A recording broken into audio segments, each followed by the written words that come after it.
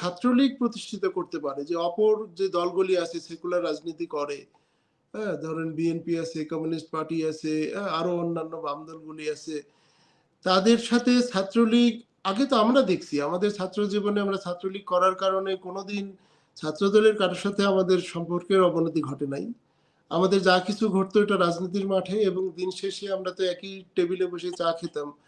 আমি পরে শুনছি ছাত্রলীগের ছেলেরা অন্যান্য দলের সাথে মিশে না। আমি জানি না সত্য কি মিথ্যা, যদি না মিশতে পারে এটা আমাদের বিপর্যয় ডেকে আনবে।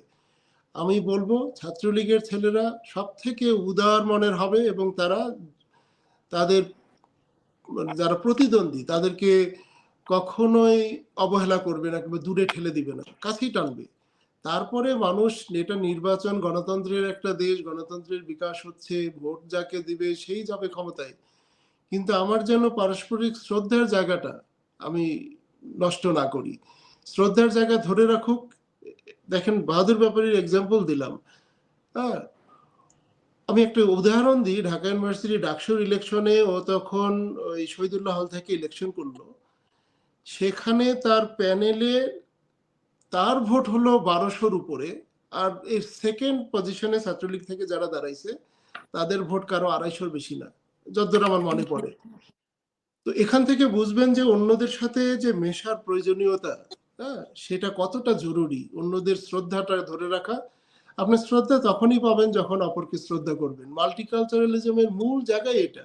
আমরা এই দেশে এটা বুঝতে পারি, আমাদের সাকসেসের পিছনে যদি একটা কারণ থাকে সেটা হলো আমরা এই দেশে বসবাসকারী অন্যান্য জাতিগোষ্ঠীর সংস্কৃতিকে, তাদের আচার আচরণ সব কিছুকে আমরা রেসপেক্ট করি। ওরাও করে, করার জন্যই আমাদেরকে এখানে বড় বড় পজিশনগুলি দিয়ে দিচ্ছে। এমন না যে আমরা জোর করে নিচ্ছি, এখানে তো জোরাজোরির কিছু নাই, এগুলো গণতান্ত্রিক রাষ্ট্র, মাল্টিকালচারাল রাষ্ট্র। তো ছাত্রলীগের জন্য এই বিশ্বায়নের এই যুগে চোখের সামনে পরিষ্কার, যারা যত বেশি অপরকে শ্রদ্ধা করবে, অপর সংস্কৃতিকে শ্রদ্ধা করবে, অপর রাজনীতির মতামতকে শ্রদ্ধা করবে, তারপরে নিজের রাজনৈতিক মতবাদটা সে প্রচার করবে এবং সেটার পক্ষে জনগণকে আহ্বান জানাবে যে হ্যাঁ, আমি আমার এই কর্মসূচি এটা বাস্তবায়ন করব।